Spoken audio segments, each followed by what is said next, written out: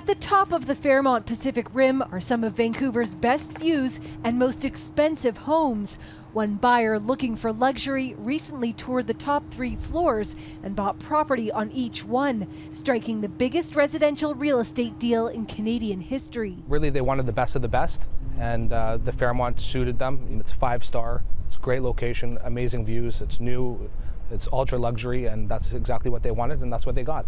Cameron and Sasan Fazli won't confirm or deny reports that their client is a prince from the Middle East, but do say the buyer paid $55 million in cash. In June, he bought a penthouse here for $25 million, the most expensive condo sale in Vancouver. He has since added 3 sub-penthouses for a total of more than 15,000 square feet. You're dealing with 4 different listing agents, 4 different sellers. They all have their thoughts, their needs. A lot of trips to the office in the middle of the night to scan and fax and email. I mean, I don't know about Cam, but I basically didn't sleep for 45 days. So far this year in Vancouver, 400 properties have sold for over $3 million. But the deal at the Fairmont is in a league of its own. Rather than an investment, it's a lifestyle decision.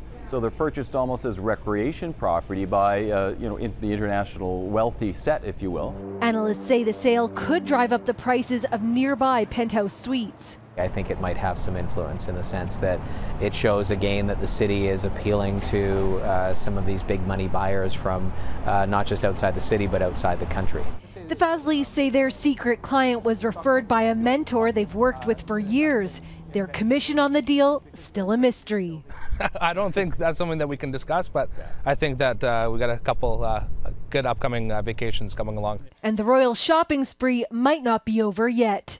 Tanya Beja, Global News.